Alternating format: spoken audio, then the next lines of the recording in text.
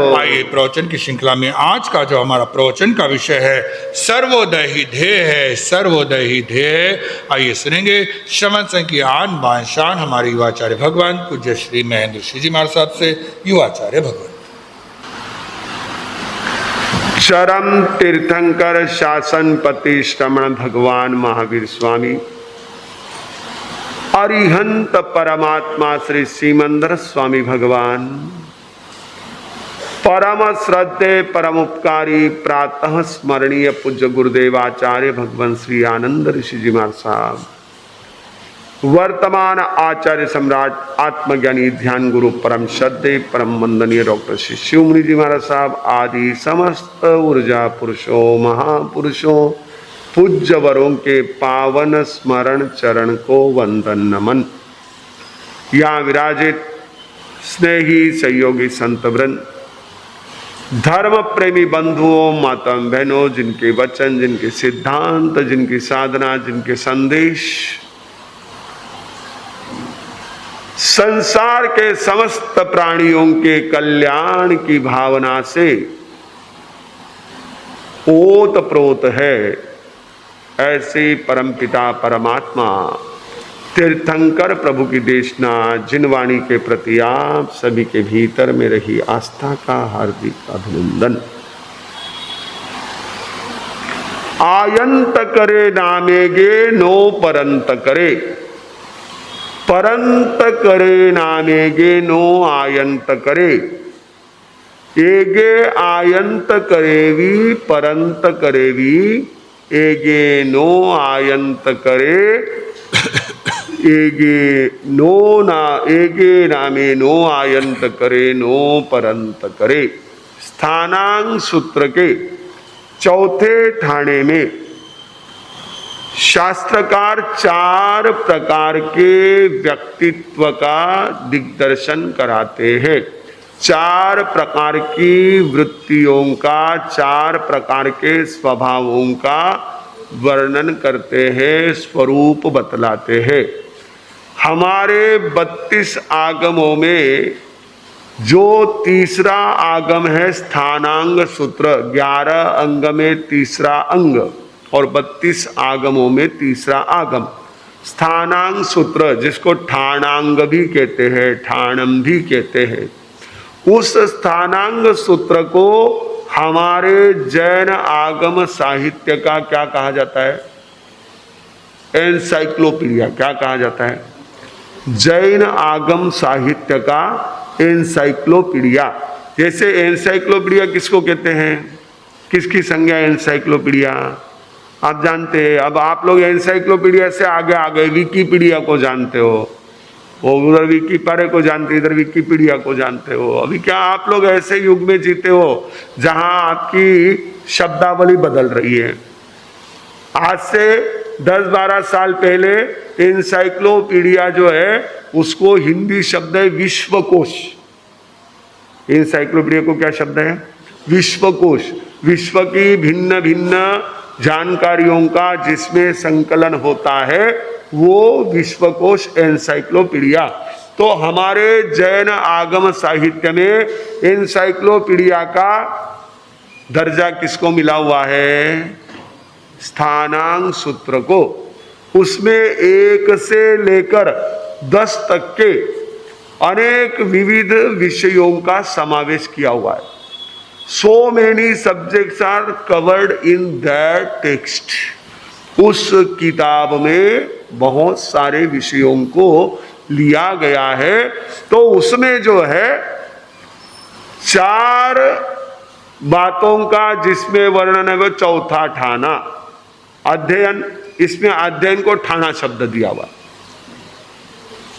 जैसे आप हमको भी कहते हो ना आदि ठाना, 4 ठाना, 3 ठाना हमारा सारा, तो वैसे ही यहां पर अध्ययन को कहा गया। तो जो 4 बातों को वर्णन, फिर उसके उद्देश्य है, चौथे ठाणे के उद्देश्य है, पहले ठाणे का उद्देश्य है, ऐसे अलग अलग उद्देश्य यानी उसके सब डिविजन्स ठाना और सब डिविजन्स को क्या कहते हैं? उद्देशक। तो चौथे ठाणे में चार प्रकार के स्वभाव, चार प्रकार के व्यक्ति, 4 टाइप्स पर्सनालिटीज बतलाते हुए शास्त्रकार कहते हैं कि कोई नामेंगे, कोई आयंत करे नो परंत करे, अपने संसार का, अपने दुखों का, अपनी समस्याओं का अंत कर लेते हैं, लेकिन नो परंत करे। वे दूसरे के दुख, दूसरी की समस्या, दूसरे के किसी प्रकार की भी संसार भ्रमण को दूर करने में निमित्त नहीं बनते। परंत करे नामे नो आयंत करे। कोई होते हैं जो दूसरों की समस्या का, दूसरों के दुखों का, दूसरों की संसार भ्रमण का अंत कर देते, लेकिन खुद का नहीं कर पाते। लोका सांगे ब्रह्म ज्ञान, एगे आयंत करेवी परंत करेवी। एक ऐसे भी होते हैं जो अपने समस्याओं का, अपने दुखों का, अपने भव भ्रमण का अंत करते हैं और दूसरे के भी दुखों, समस्या, संसार भ्रमण के अंत में कारण बनते हैं। और ये गे नो आयंत करे नो परंत करे। कई ऐसे होते हैं जो ना अपनी समस्याओं को सुलझा पाते हैं, ना अपने दुखों को दूर कर पाते हैं, ना वह अपने संसार को सीमित कर पाते हैं, ना अपने भव भ्रमण को मिटा सकते हैं, और ना दूसरे के लिए भी निमित्त बनते। तो ये 4 प्रकार के व्यक्ति हैं। और हमारी अभी चर्चा चल रही है उस महापुरुष की जो अपने जीवन को संयम, साधना, सेवा के लिए समर्पित कर चुके थे। जो मुनि थे उस समय भी, एक परंपरा के आचार्य बने तब भी, 5 परंपराओं के आचार्य बने तब भी, और श्रमण संघ बनने के बाद उसमें विविध पदों को संभालते हुए भी अपने संयम में भी दृढ़ और सेवा में भी सदैव तत्पर।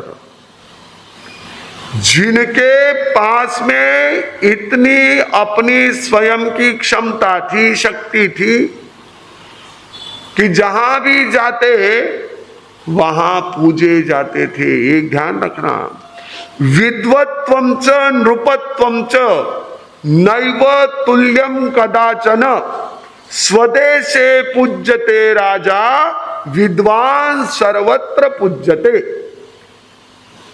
विद्वत्ता और राजा होना, राज्य का स्वामी होना, ये दोनों भी बहुत डिफरेंट है, अलग अलग है। ये बराबरी नहीं हो सकती है, राजा के और विद्वान की बराबरी नहीं हो सकती है। राजा की तो अपने देश में ही पूजा होती है, विद्वान की सर्वत्र पूजा होती है, क्योंकि उसकी योग्यता की पूजा होती है, पद की नहीं। वहां योग्यता महत्वपूर्ण होती है। गुरुदेव एक ऐसा व्यक्तित्व था, आचार्य आनंद ऋषि जी एक ऐसा व्यक्तित्व था कि जिनके अपने गुणों के कारण वे आचार्य पद को और गरिमामय बना गए। आचार्य पद अपने आप में एक विशेष ऐसी संघ में आदर की पोस्ट है, एक आदर का स्थान है। लेकिन जिनके गुणों ने उस स्थान के प्रति लोगों की आस्था को, श्रद्धा को, आदर को और बढ़ाया, वो कौन से गुण थे? वो यही गुण कि वे अपने लिए भी, औरों के लिए भी, दोनों के लिए भी कल्याणकारी थे।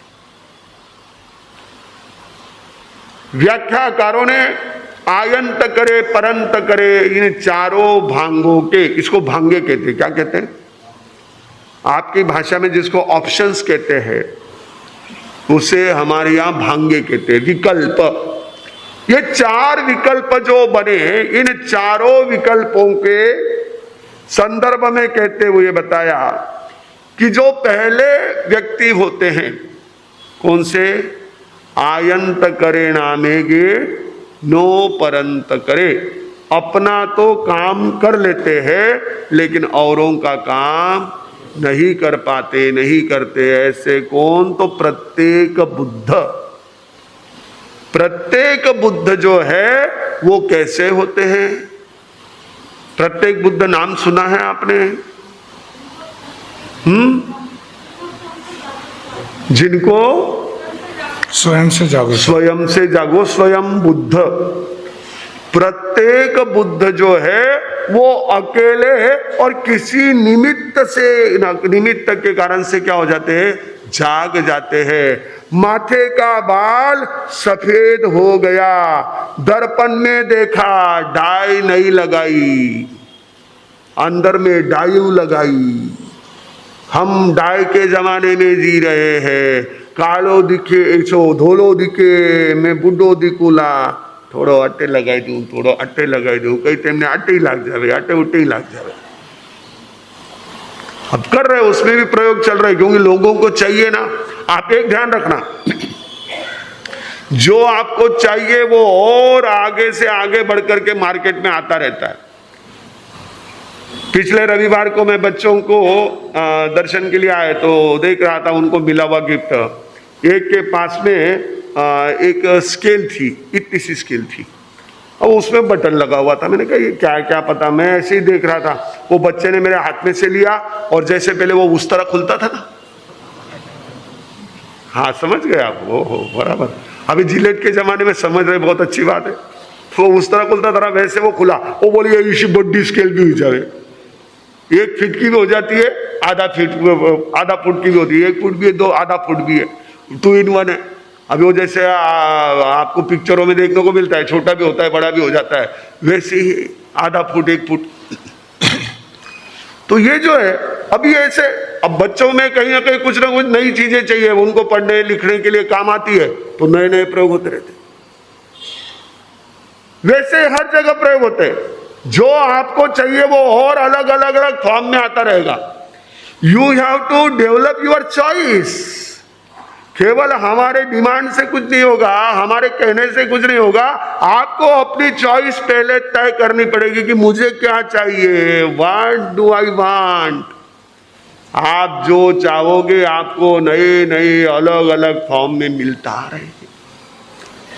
तो जो डाई करने वाले हैं, पहले जमाना था, उस समय में बहुत सारे उसके दुष्परिणाम होते थे। अब नए नए आए, नेचुरल, हर्बल, डर्बल, मर्बल, सब आ गए है। सारा कुछ जो है 100% केमिकल, आपके शरीर को 100% नुकसान ही करने वाला है, इसमें कोई शक नहीं है। लेकिन क्या रहता है, ये बड़े मजेदार रहते हैं। देखो एक ध्यान रखना, सभी बिजनेस वाले, वो चाहे धर्म के क्षेत्र में है, चाहे वो बिजनेस में है, आपके प्रोफेशंस में, व्यापार में, ये टर्म्स कंडीशंस नीचे हल्के से लिख देते हैं। ऊपर आईपीओ की तरफ बड़े बड़े एडवर्टाइज के स्लोगन्स दे देते हैं, इतना उसका ये है, इतना ये है, और नीचे टर्म्स कंडीशन देते हैं। परिस्थिति के अनुसार, मार्केट के अनुसार इसमें बदलाव हो सकता है। ये ऐसी जितनी भी चीजें, अभी तो गवर्नमेंट खुद कह रही है कि जो जो मार्केट में रेडीमेड ऐसे जंक फूड आ रहा है, उसके ऊपर आपको कंपलसरी लिखना है शुगर कितनी है, फैट्स कितने हैं। हो सकता है जल्द ही ये भी आ जाए कि जैसे सिगरेट और तंबाकू के पाउच पर लिखा होता है इसको खाना, इसको पीना स्वास्थ्य के लिए हानिकारक है, आने वाले समय में आपके बच्चों के लिए उनको ये भी करना पड़ेगा। वैसे आज की माएँ बहुत सावधान है, जागृत है, लेकिन उनके जागृत रहने से क्या होगा, बच्चों के सामने जो मोबाइल आ रहा है उनके सामने जो टीवी पर एडवर्टाइज आ रही है वो सब उनको अट्रैक्ट कर रहे हैं। आप उनको भले ही शक्कर मत खिलाओ, लेकिन वो एक डेयरी मिल्क में सारी कसर निकाल देगा।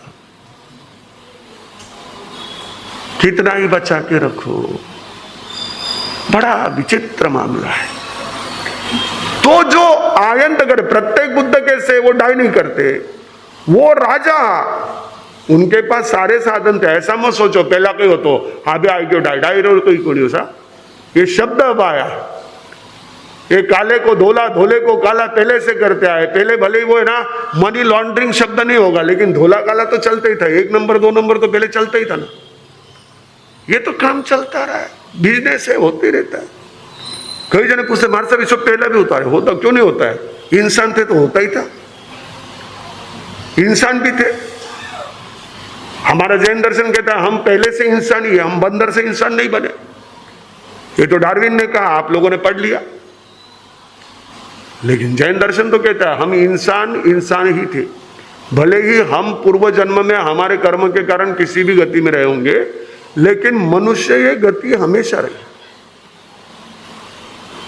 तो जो प्रत्येक बुद्ध थे, बाल एक सफेद देखा, हो आमंत्रण आ गया, यमदूत आ गया। उन्होंने क्या कहा? यमदूत आ गया। जागरूक वो होता है जो समझ लेता है, छुपाता नहीं है। आया आया, यस, एक्सेप्ट इट। संतरा यही तो होता है। संतरा क्या होता है? एक जने ने कहा कि वेंटिलेटर पर है, लेकिन उनकी इच्छा थी तो दे दो संतरा। अरे बाप रे, ठीक है करो तुम्हारा जो। एक ने तो कहा कि भाने मारा सकियो 48 मिनिट पचे भी उरे आत्मा रो उठे परमाणु रे पचे भी संतरो दियो तरी चाल जाएगा। नहीं कि करो, मारे कहीं माना भाई, मैं कहीं क्या। अब कहने वाले तो वो, सुनने वाले तुम, मैं क्यों बीच में कुछ बोलो, वापिस फिर भिड़ा दोगे। मारे से वे तो यान कहता थे, यान के वो भाई की कराए, हे पुटा भागते करो। हाँ, पहले अगर पूछो तो सही सलाह दूंगा, ये मेरा फर्ज है, जिम्मेदारी है। गुरुदेव ने जिम्मेदारी सौंपी है, भगवान ने हमको जिम्मेदारी सौंपी है, हमारा कर्तव्य है। पहले पूछोगे तो सलाह दूंगा, लेकिन बाद में पूछोगे तो मैं क्या करूं सलाह दे करके? करना था जो कर लिया, होना था जो हो गया, अब उसको क्या करोगे? लेकिन संतरा ये होता है। हम संतरे में कौन सा पाठ बोलते पता है आपको ना? कौन सा पाठ बोलते हैं? संलेखना का पाठ। कौन सा? अभंते, या फिर संलेखना के 5 अतिचार बोलते हो। कौन से बोलते हैं? यह लोगा संसपोगे, परलोगा संसपोगे, ये 5 अतिचार हम बोलते हैं। तो उसके पहले बड़ी संलेखना के आखिर में क्या कहते हैं? ये जो मेरा शरीर है मैंने बहुत संभाला, लेकिन अब ध्यान में आता है कि अब इसकी मैं सारना वारना नहीं कर सकता हूं। तो ठीक है ना, मैं इसको ज्यादा उपचार न करते हुए इसके प्रति जो मेरी आसक्ति है उसका त्याग कर देता हूं। जैसे धनखड़ जी ने जैसे ही मुर्मू जी को इस्तीफा सौंपा, पेपर बतलाता है हमको नहीं पता भाई, हम तो इधर बैठे, वो दिल्ली में चल रहा है जो चल रहा है, क्यों दिया वो आप देख लेना, वो आपका विषय, मेरा नहीं है। लेकिन ये समाचार पत्र कहता है कि जैसे ही उन्होंने 9 बजे इस्तीफा दिया, वहां से आते ही अपने उपराष्ट्रपति निवास में जाकर के, वीपी एंग्लर में जाकर के सामान को बांधना शुरू कर दिया। इस्तीफा सिर्फ देकर के बैठे नहीं रहे, तुरंत अपना वाइंड अप शुरू कर दिया। समझदार वो होता है, प्रत्येक बुद्ध वो होता है। उसने देख लिया निशान आ गया है, भागो, अपना सामान समेटो। ये क्या है? कितना कब तक फैला के रखूंगा? हमारा तो होता ही नहीं। क्या परिस्थिति होती है हमारी? गता शक्ति स्तनोर हा न चा शक्तिर्गता किंतु। हमारे शरीर की शक्ति चली गई, लेकिन मन की आसक्ति। हतो भूदिन्द्रिय ग्रामो न काम शांति मायातः विरक्तिर व्यज्यते वक्त्राद न चासक्तिर्गता किंतु। इंद्रियों का समूह कमजोर हो गया, लेकिन हमारी इच्छाएं कहाँ कमजोर हुई? न काम, हमारी इच्छाएं शांत नहीं हुई। विरक्तिर व्यज्यते वक्त्राद, चेहरे से झुर्रियों के कारण विरक्ति, झुर्रियां आ गई, लेकिन हमारी आसक्ति नहीं गई जना सर्वेति भाषन्ते कथम म्रियते न वृद्धोयम चिरं जीवेयमित्येषा न चाशक्तिर्गता किंतु। लोग कहते अरे तो ढोकरो ही हो, इतनी तो उम्र हुई, अब कब जाएगो। जना सर्वे भी भाषणते, सब कहते हैं कदा ये कब मरेगा, लेकिन चिरंजीवी तेषा में और दो दीर्घ काल तक जीऊं और जीऊं मैं, ये हमारी आशा, ये हमारी आसक्ति नहीं। बहुत मुश्किल होता है। प्रत्येक बुद्ध हमारे यहाँ स्पेशली अलग कैटेगरी दी है। स्वयं बुद्ध हमारे तीर्थंकर परमात्मा, जिनका अवधि ज्ञान भी होता है, और जैसे ही लोकांतिक देव आकर के उनको निवेदन करते हैं कि भंते समय हो गया है, जाग जाते निकल जाते। लेकिन प्रत्येक बुद्ध एक निमित्त, छोटा सा निमित्त मिल जाता है। हमारे तो कितना ही सामने आ जाए तो भी कोई नहीं। तू सोचे थारे सिवा तो सगड़ा अठा सुजावेला, ज्ञानी के वे अरे भोलिया थारो भी नंबर आवेला, ज्ञानी के वे अरे भोलिया थारो भी नंबर आवेला। मौतन क्यों बिसराओ सा, जीवन सफल बनाओ सा, अररररररर मिनख जमारो जावे है हाथ से। हम सोचते नहीं, हमको कितने भी निमित्त सामने आ जाए, नहीं वो उसको तो ठीक है, वो वैसे ही था, थोड़ा सा गड़बड़ करता था, उसे चेकअप नहीं किया, उसे खाने में ध्यान नहीं रखा, पीने में ध्यान नहीं रखा, वो ऐसे ही किया वैसे ही किया, अपन तो एकदम ओके, कुछ नहीं, ठीक है ना, अच्छी बात है ना। हम जो कहते हैं तो आपको बुरा लगता है, LIC वाला कहते हैं तो मीठा लगता है। उसको कितना प्रीमियम भरते हो, LIC की पॉलिसी का कितना प्रीमियम भरते हो। मैं मर जाऊं तो मेरी बीबी को दे देना, मेरे बच्चों को दे देना। ये आप नहीं कहते, वही कहता, तुम मर जाओगे तो उनको देंगे। तुम भी कहते हो हाँ हाँ हाँ उनके लिए ले ले भाई। वो तुमको मरेगा कहेगा तो चलेगा, लेकिन साधु संत कहते कई महाराज साचो को बोलो, कई अन बोलो माने। अरे मैं नहीं कहवा भाई, वस्तु स्थिति जो है, हमने वस्तु स्थिति को अगर दुर्लक्ष्य कर दिया तो हम प्रत्येक बुद्ध की कैटेगरी में नहीं है। प्रत्येक बुद्ध जो है ना, वो निमित्त को समझ लेते हैं। यमदूत आ गया, इंद्र महोत्सव चल रहा है, जब वहां से गुजरे तो देखा वो जो खंबा था, इंद्र महोत्सव यानी एक ऐसा स्तंभ होता था जिस स्तंभ को बहुत सजाया जाता था, बहुत डेकोरेट किया जाता था, और वहां संपूर्ण नगर इकट्ठा होता था, उत्सव का माहौल। और सुबह सारे जो है बड़े ठाट बाट से उसके वहां, जैसे हम तिरंगे के वहां इकट्ठा होते, इंद्रध्वज के वहां इकट्ठा हुए, सारे देखे। राजा ने, वो नगति ने देखा दृश्य, आगे गया, वापस लौट के आया, देखा कुछ नहीं, सारा कुछ ठंडा शाम सुन, चारों ओर बिल्कुल एकदम पिन ड्रॉप साइलेंस, स्मशान शांत था। तो वो ये संसार का सुन, चलो निकलो। ये प्रत्येक बुद्ध, कपिल प्रत्येक बुद्ध, ये प्रत्येक बुद्ध, ये हमारे यहाँ जो ना करकंडू प्रत्येक बुद्ध, नगति प्रत्येक बुद्ध, नमी राजर्षि प्रत्येक बुद्ध, 4 प्रत्येक। तो ये प्रत्येक बुद्ध स्वयं जागृत हो जाते, निकल जाते। ये किसी को उपदेश वगैरह देने के इसमें नहीं पड़ते, अपने स्वयं को जाग गए, निकल गए। आयंत करे नो परंत करे, अपने संसार का अंत कर लिया, प्रत्येक बुद्ध सिद्ध हो गए, अपने आपका कल्याण कर लिया, बाकी किसी का नहीं। फिर एक आयंत करेगी, परंत करेगी, जो अपनी भी समस्या का अंत करते हैं, औरों की भी समस्या का अंत करते हैं। हमारे तीर्थंकर परमात्मा, हमारे वे महापुरुष, जिन्होंने साधना से, जिन्होंने उस प्रकार की उत्कृष्ट आराधना से अपना भी कार्य संपन्न कर लिया, अपनी आत्मा के भी कर्मों की परतों को खत्म कर दिया, औरों को भी उस प्रकार से उस मार्ग पर आगे बढ़ा। और हम सौभाग्यशाली कि ऐसे ही पूज्य गुरुदेव जो आयंत करेगी परंत करेगी, अपने भी जिन्होंने समस्याओं का, दुखों का समाधान कर दिया, अपने भी भवभ्रमण को कम कर लिया, अपने भी आत्मा को निर्मल बनाने का पुरुषार्थ किया, औरों को भी जो संपर्क में आए उनको यही प्रेरणा दी। हमेशा हर जगह कहीं कभी किसी प्रकार से राग द्वेष को उन्होंने बढ़ावा नहीं दिया, कहीं नहीं, कभी नहीं। आज जब हम परिदृश्य देखते हैं तो उस महापुरुष का जीवन हमको और प्रकर्ष से और तीव्रता से स्मरण होता है कि ऐसे भी महापुरुष हुए। जग नाम है आने जाने का, लोग आते हैं लोग जाते हैं, आनंद ऋषि सह गुरुवर जो वो कभी नहीं भूल पाते हैं।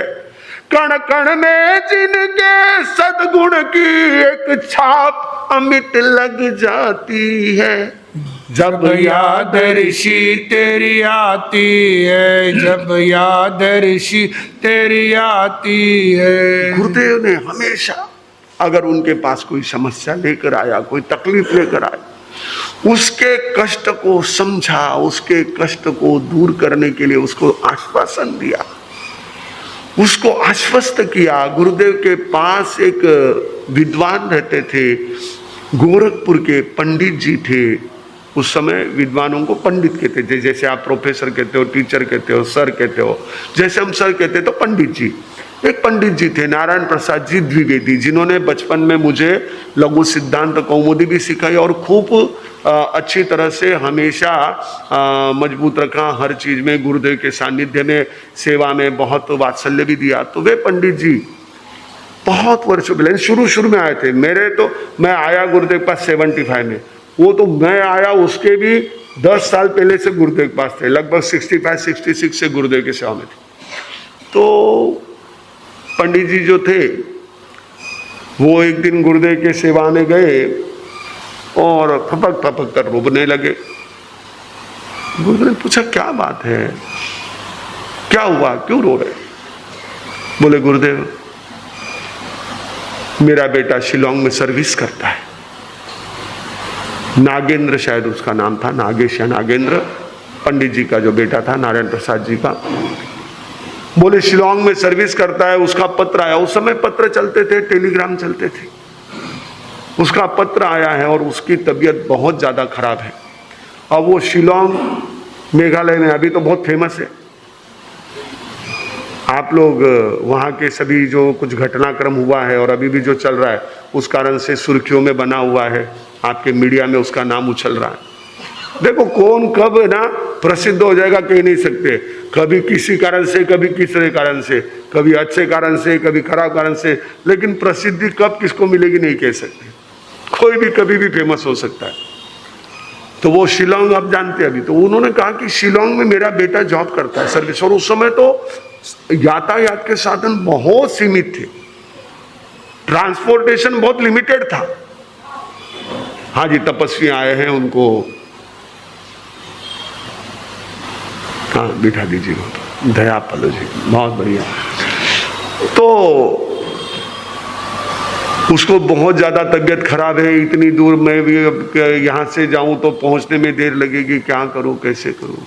गुरुदेव ने कहा पंडित जी कोई बात नहीं, चिंता मत करो, सब ठीक हो जाएगा। आप अपने मन को थोड़ा सा इतना व्यथित मत करो, थोड़ा मन में संतोष रखो, हिम्मत रखो, सब हो जाएगा। गुरुदेव ने इतना भी कहा तो उनके मन में आश्वासन हो गया, थोड़ा मन हल्का हो गया। और दूसरे दिन तो पत्र आया कि मैंने जब आपको पत्र लिखा उस समय में तबीयत खराब थी, लेकिन बाद में मेरे तबीयत में सुधार है और मेरी तबीयत अब ठीक है, आप चिंता ना करें।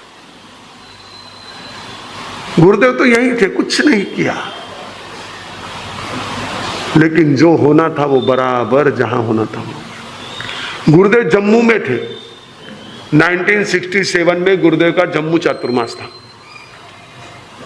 पर्यूषण शुरू हुए तो गुरुदेव का चौमासा था। उस समय पंजाब का ही एक महासाध्वी जी का जो संघाड़ा है वो वहाँ पर चतुर्मास के लिए था कि आचार्य जी का चौमासा है तो हम लोगों को भी जम्मू में करना है। गुरुदेव बाहर कॉलोनी में जो भवन था वहाँ पर चतुर्मास को थे और महासती जी गांव के स्थानक में थे। पर्यूषण शुरू हुए, दूसरा तीसरा दिन था। ये हमको वाणी भूषण छत्तीसगढ़ प्रवर्तक रतन मुनि जी महाराज साहब से किस्सा पता चला। कहने लगे कि वहाँ पर गुरुदेव विराज रहे थे, कार्यक्रम चल रहे थे, पर्यूषण का माहौल आपको पता है कि एक तो बहुत उत्साह का और बहुत आराधना साधना के प्रति लोगों का रहता है। जाप वगैरह भी चल रहे थे। वहाँ के मंत्री जी गुरुदेव प्रवचन से लौट रहे थे, थोड़े से चिंतित थे। गुरुदेव बोले क्या बात है, आपके चेहरे पर चिंता नजर आ रही है। बोले गुरुदेव स्थानक में जो महासती जी विराज रहे हैं उनमें से एक वृद्ध महासती जी का स्वास्थ्य जो है काफी खराब है और परिस्थिति बहुत गंभीर है, तबीयत गंभीर ये है, तो स्वास्थ्य थोड़ा गंभीर है और ऐसे में अगर पर्यूषण में कोई घटना हो जाती है तो सारी जो है स्थितियां बदल जाएगी। गुरुदेव का कोई बात नहीं, चलो हम लोग जाते हैं वहाँ मंगलिक देकर आते हैं। कहते वो मंत्री जी गुरुदेव को साथ में लेकर के जो है वहाँ पर गए। स्थानक में गुरुदेव सामने से होकर गए, महासती जी को मंगलिक फरमाई और मंगलिक फरमा करके वापिस आने लगे। बोले कोई चिंता नहीं, हो जाएगा, सब ठीक हो जाएगा। और वो महासतिया जी पूरे चातुर्मास तक रहे, कोई तकलीफ नहीं, एकदम आराम से स्वस्थ रहे। गुरुदेव के पास कोई चमत्कार नहीं थे, मैं आपको सच में बताऊं, लेकिन वो महापुरुष ऐसे थे कि उनके हृदय में सबके लिए जो वात्सल्य, सबके लिए जो मांगल्य की भावना और सबके लिए करुणा की भावना थी, वो भावनाएं सामने वाले को हील कर देती थी। मैंने ऐसे कई लोगों को देखा जो सिर्फ गुरुदेव के सामने घंटों बैठा करते थे। गुरुदेव को कुछ पूछना नहीं, कहना नहीं, गुरुदेव को कुछ, गुरुदेव उनसे कोई बात नहीं करे, वो एक तरफ अपने बैठे रहते थे। बस जब वो दर्शन को जाते तो गुरुदेव के सामने देखते कि गुरुदेव की नजर हमारे ऊपर पड़ जाए, गुरुदेव इतना हाथ कर दे, बस काम हो, कुछ नहीं। कोई 1 दिन 2 दिन 3 दिन भी रहते थे। हम उनको पूछते थे, बोले कई क्या हमारे सब कितो माने और 25 साता हो जाए, मां कह नहीं सका, बहुत साता, क्योंकि वो स्वयं तो साधना करते थे लेकिन उनके भीतर औरों के लिए भी मांगल्य भावना थी। गुरुदेव जब नित्य नियम करते थे, अनेकों लोग उस समय गुरुदेव के पास आकर के बैठ जाते थे। गुरुदेव का नित्य नियम होता था, वो बस बैठे रहते थे, सुनते रहते थे। गुरुदेव कभी बोल करके करते थे, कभी मन ही मन में करते थे, लेकिन गुरुदेव नित्य नियम कर रहे ध्यान में आ जाता था तो वहाँ बैठ जाते थे। नित्य नियम होने के बाद में मंगलिक सुन लेते थे, नहीं तो नित्य नियम पूरा हो गया तो बस वंदन करके चले जाते थे। मंगलिक भी सुने जरूरी नहीं, पर कितने लोगों को उसमें अपने समस्या का समाधान मिल जाता। ऐसे होते हैं जैसे तीर्थंकर परमात्मा अर्जुन माली जैसे को तार दिया, वो कोई उसको मिलने नहीं गया अर्जुन माली को, लेकिन उनकी करुणा, उनका वह औरा आभा मंडल, उस आभा मंडल में आया काम। हम लोग 2010 में जिस समय अमरावती चतुर्मास के लिए नासिक से जा रहे थे तो अक्षय तृतीया के पारने के लिए जालना में हम पहुंचे थे। वहाँ जालना में एक भाई हमको मिले, सेलू वाले, परभनी के पास सेलू गाँव है, सेलू के एक श्रावक हमको मिले। बोले हमारे साहब सेलू पधारो। मैंने कहा नहीं, हम लोगों को अमरावती जाना है चतुर्मास के लिए, अभी अवसर नहीं है। मैंने कहा पर मैं गुरुदेव के साथ में जब बैरागी था तो उस समय आया हुआ हूँ। तो उन्होंने कहा हमारे साहब गुरुदेव की तो क्या बात कहूँ, गुरुदेव जब हमारे सेलू में पधारे तो उस समय में आगे पीछे के बिहारों में भी मैं साथ में था। तो गुरुदेव सेलू पहुँच रहे थे, डोली में चल रहे थे, एक जगह डोली रुकाई, जो संत उठाने वाले थे, थोड़ा सा गर्मी का समय था, जल वगैरह लेना था तो रुके। तो संत रुके, उस समय में संत पीछे थे, गुरुदेव बैठे हुए थे। मैं मेरे एक मित्र को लेकर के गुरुदेव के पास गया। वो मेरा मित्र जो है वो सब्जी का व्यवसाय करता था, खेतों में सब्जी उगा करके बेचता था, छोटा मोटा काम चलता था उसका। उसको ले गया, गुरुदेव के दर्शन किए। तो गुरुदेव ने सहज में पूछा, भाऊ तुम्हें तंबाकू वगैरह तो खात नहीं ना? खाता का नहीं पूछा, आप तंबाकू वगैरह तो नहीं खाते हो ना? और उसने कह दिया नहीं खाता हूं, लेकिन वो खाता था। और उसे मना तो कर दिया, फिर वो जा करके बोलता अभी मैं तंबाकू खाऊंगा नहीं, मैंने गुरुजी को बोला हूं कि मैं नहीं खाता हूं तो अब नहीं खाऊंगा। उसने तंबाकू छोड़ दी, तंबाकू छोड़ दी, अपने बिजनेस में लग गया। समय ऐसा पलटा खाया, उसका एक बेटा जो है कुछ ही दिनों बाद में बंबई भाईखला में आकर के होलसेल का सब्जी का बिजनेस करने लगा। एक बेटा वहां सर्विस में लगा, पूरे दिन पलट गए, यानी उस गांव का एक माना हुआ परिवार बन गया। एक छोटी सी बात के इशारा कर दिया, ये तो सबसे बड़ी बात होती है। जो इशारा समझ लेता है वो पार हो जाता है। महापुरुष सबके कल्याण की भावना रखते हैं, वो सभी को संकेत करते हैं, समझ जाओ तो ठीक है, नहीं तो वह कोई बात नहीं। मैंने आपको बताया था, मैंने गुरुदेव को पूछा, गुरुदेव आप मने क्यों? और ने भी बाकी जना ने भी यही बात केली, भाऊ जठे आपलो शब्द रे उठे केनो, जठे आपला शब्द खाली जावे उठे नहीं केनो, अपना शब्द माना जाता है। संकेत समझता है, इशारा समझता है, तो वहां इशारा बराबर पहुंच जाता है।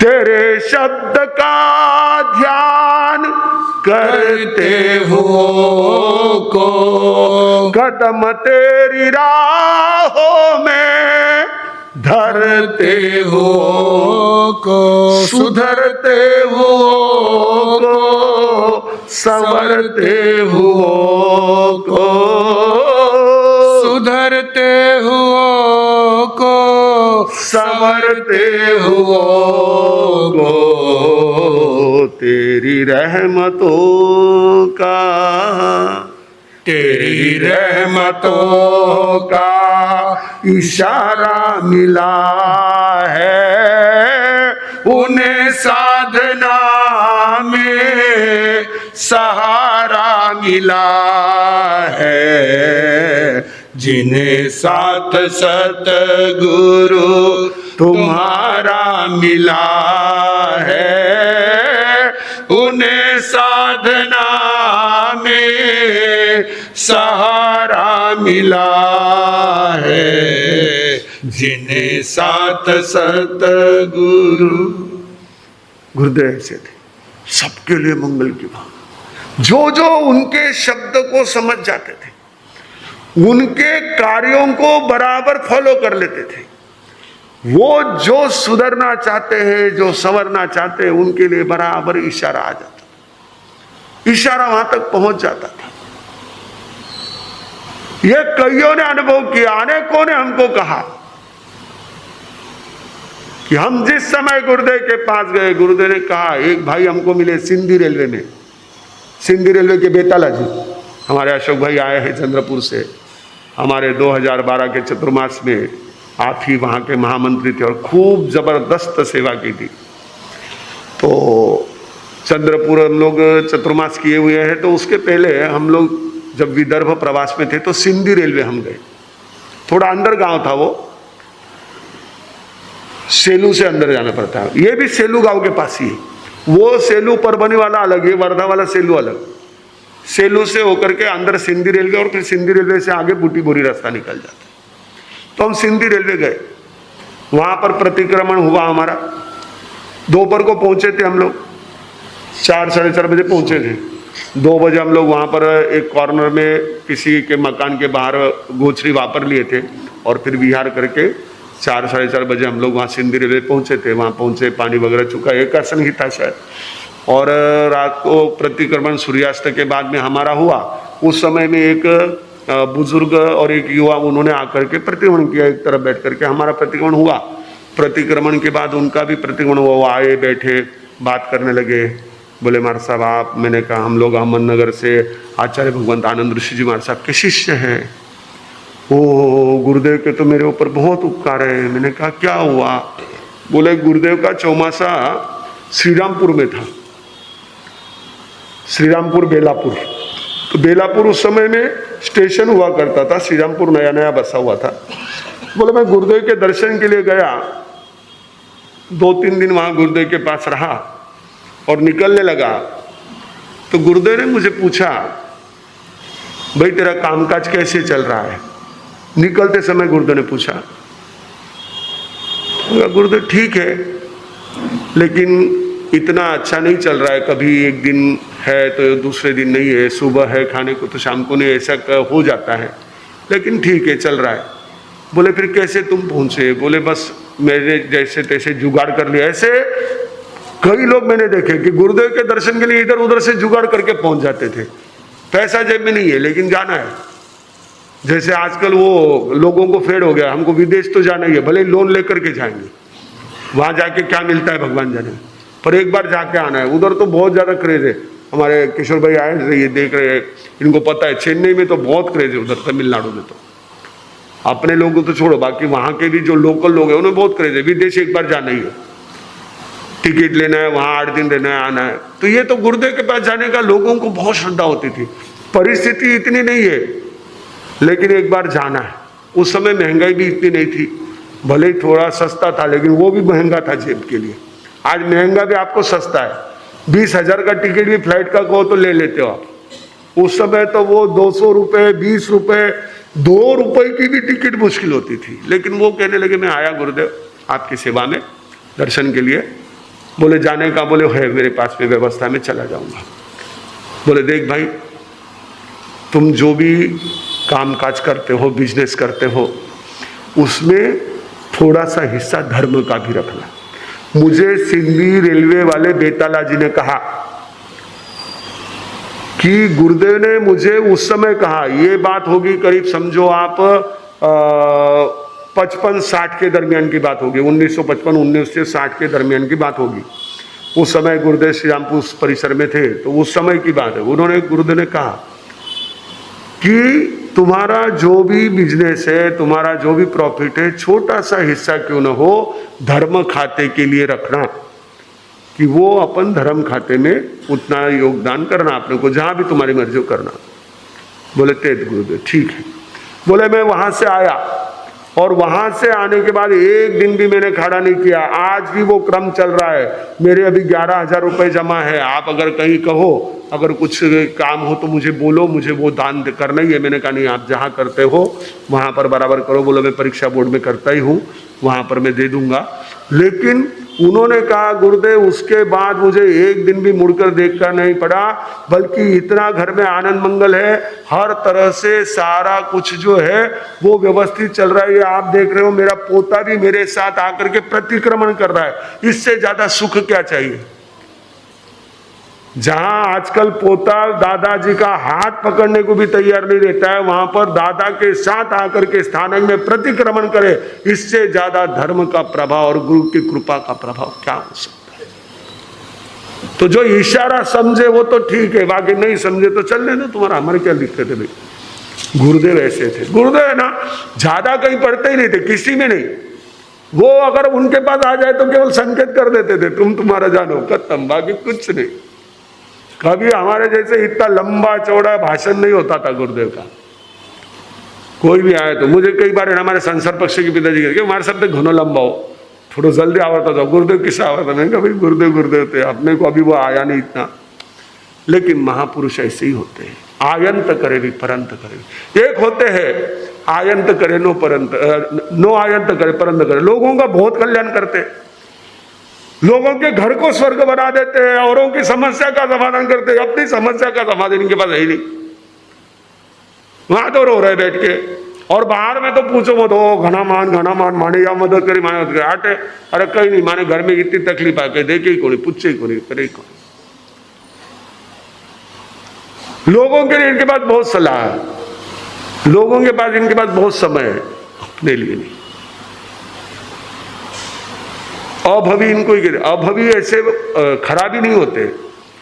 अभवी खुद मोक्ष में जाने की इच्छा नहीं रखते, लेकिन कईयों को मोक्ष में भेज देते, सैकड़ों हजारों को भेज। जैसे वो थे ना अपने, वो अभवी नहीं थे, लेकिन जैसे मरीचि थे, वो खुद संयम नहीं पाल सके, लेकिन उन्होंने भगवान की सेवा में जो भी वहां आते समो शरण में शब्द भगवान के, उनको भेजते। भगवान का मार्ग बहुत श्रेष्ठ है, जाओ आगे बढ़ो। ये परंत करे, नो आयंत करे। और बाकी ऐसे तो अपने को पहले के 50 मिल जाएंगे। नो आयंत करे, नो परंत, ना खुद का कल्याण करके ना औरों का कल्याण करते, खुद भी डूबते औरों को भी डुबाते। ये ऐसे तो आपको बहुत मिल जाएंगे। वो नकटा पंथ मालूम है ना आपको? एक आदमी गया दाढ़ी के लिए, तो मूछें काटते काटते उसका नाक कट गया। अब वो नाक तो जोड़ नहीं सकते थे, उस समय में प्लास्टिक सर्जरी थी नहीं, नाक तो जोड़ नहीं सकते। अब वो नाक कट गया, उसका क्या करे? तो उसने वो गया बाहर में, गांव के बाहर एक तरफ खड़ा होकर के, ओ परमात्मा परमात्मा, क्या गजब गजब गजब गजब। लोग बोले क्या है, तो क्या कर रहा है, पागल हो गया? हे बोले तुम पागल हो, मैं तो भगवान को साक्षात है। कैसे दिख रहे भगवान तेरे को? बोला ऐसे थोड़ी दिखेंगे, नाक काटना पड़ता है। नकटा पंथ शुरू हो गया। अब वो सब जिसकी नाक कट गई वो क्या कहेगा, हाँ मैंने भी भगवान भी किया, नहीं बोले तो नाक कटा। तो कहते ये भी परमात्मा पंथ, ये ऐसे होते हैं। नो आयंत करे नो परंत करे, खुद भी नाक कटाते औरों की भी नाक कटाते, ये इनकी कोई मतलब ही नहीं। ऐसे तो आपको बहुत से मिल जाएंगे, इनके चक्कर में आओ मत। हम भाग्यशाली, हमको ऐसे महापुरुष मिले जिन्होंने खुद भी अपने जीवन में आनंद प्राप्त किया, और सभी को जो भी उनको याद करे, जो भी उनके पास पहुंचे, जो भी उनको स्मरण करे, उन सब के लिए उन्होंने आनंद दिया। ऐसे गुरु आनंद के जीवन को हम लोगों ने अपने जीवन में भी एक आदर्श रख करके आगे बढ़ना है। कल सावन सुद एकम, पूज्य गुरुदेव आचार्य भगवंत की जन्म जयंती का पावन अवसर, और इस अवसर पर गुरुदेव को सबसे अधिक प्रिय आयंबिल तप की भेंट हम सब ने अर्पण करनी है। जिन जिन को संभव है, जिनकी बड़ी तपस्या नहीं है, अब ये 11 वाले 11 कर रहे, 8 वाले 8 कर रहे, तेले वाले तेले कर रहे, लेकिन इतना भी नहीं कर सके तो आयंबिल तो कर ही लेंगे। संघ बड़ा जोरदार है अपना। संघ जो भी तपस्या करता है उसकी पूरी सेवा का ध्यान रखता है। एकासन किया तो सेवा का पूरा ध्यान, आयंबिल करो तो पूरा सेवा का पूरा ध्यान। अभी अपना वो गर्म तब भी रहेगा ना, इसमें भी आयंबिल में देखो संघ उसमें भी तैयार। और किसी को लाभ लेना है तो उसको लाभ देने को, अच्छा ये संघ इतना अच्छा है कि किसी को लाभ लेना है, कोई कहता है ठीक है भाई आप अपना नाम लिखा दो, आप अपनी राशि लिखा दो, आप लाभ ले लो, हम सेवा दे देंगे, आप लाभ ले लो, है ना। किसी को रोकते ही नहीं है, सभी को उसमें जुड़ने का अवसर देते हैं। बहुत अच्छा है, ऐसा वातावरण रहे तो संघ हमेशा गौरवमय बनता है। तो ये आने वाले समय में जो वह गर्म तप है उसमें 9 आयंबिल, 9 एकासन, 9 कोरसी और 9 व्यासन, 36 दिन का तप है, 14 सा तप है। लेकिन उस तप में भी आपको बहुत एक प्रकार से अलग ढंग की ऊर्जा, आनंद और एक विशेष ऐसी जो है साधना की उपलब्धि होगी। तो इस तप में भी जो जुड़ रहे, देखो इस निमित्त से, इस बहाने से हम आगे बढ़े, ये हमारी भावना। आपने बाकी कुछ नहीं हो सा, नहीं तो बच्चे इतना तप करया यानी कटे लीजिएला कटे या नो यो जुलूस, वो कुछ नहीं, वो जुलूस जुलूस कुछ नहीं है। आपने तो बस आए, आपने तप किया, बहुत आनंद, संवत्सरी के दिन समापन। हाँ, उनका बहुमान कहो, उनका ये करना वो तो हो गई, तपस्वी का अभिनंदन होता है। लेकिन बाकी ये सारी चीजें ना, वो तो आप हमेशा करते हो, इसमें क्या करना, ये तो अपने स्वयं के आनंद के लिए तप में जुड़े। कल के आयंबिल आराधना में अधिक से अधिक लोग जुड़े, जिन्होंने नाम लिखवा लिया है वो पीछे नहीं हटे, और अब तक नाम लिखवाने में हिचकिचा रहे हैं वो हिचकिचाए नहीं। अरे कर लो, हो जाएगा, कोई फर्क नहीं पड़ता, एक दिन की बात है। कल सुबह से लेकर के परसों सुबह तक की बात है, फिर चाय की प्याली तो सामने आ ही जाएगी। क्यों डरते हो, क्यों घबराते हो, क्यों कतराते हो? कुछ नहीं होता, एक दिन में कोई फर्क नहीं पड़ता। सोचो उस महापुरुष को जिसने जीवन भर कभी चाय नहीं पी, सोचो उस महापुरुष को जिसने रोटी को पानी में भिगो करके अपने आयंबिल किए, कभी कोई उसमें तामझाम नहीं किया। हमको इतना भी नहीं करना है। हम आयंबिल में कितनी सारी व्यवस्थाएं हो जाती है, तो हम लोग तो बड़े एक तरह से इन सब चीजों को आनंद से कर सकते हैं। केवल मन को मजबूत करना है, मन मजबूत बनाए, आगे बढ़े एक साथ प्रेम से। नमो अरिहंताणम, नमो सिद्धाणम, नमो आर्याणम, नमो क्षणम, नमो लोये सब साहणम। गुरुदेव की आज्ञा श्री चत्तारी मंगलम अरिहंता मंगलम सिद्धा मंगलम साहू मंगलम केवली पनतो धम्मो मंगलम। चत्तारी लोगुत्तमा, अरिहंता लोगुत्तमा, सिद्धा लोगुत्तमा, साहू लोगुत्तमा, केवली पन्नतो धम्मो लोगुत्तमो। चत्तारी शरणं प्रपज्जामि, अरिहन्ते शरणं प्रपज्जामि, सिद्धे शरणं प्रपज्जामि, साहू शरणं प्रपज्जामि, केवली पन्नतम धम्मं शरणं प्रपज्जामि। 4 मंगल, 4 उत्तम, 4 शरणा, दुख हरणा, सुख करना, और शरण नहीं कोई, जो भव्य प्राणी आदरे तो अक्षय।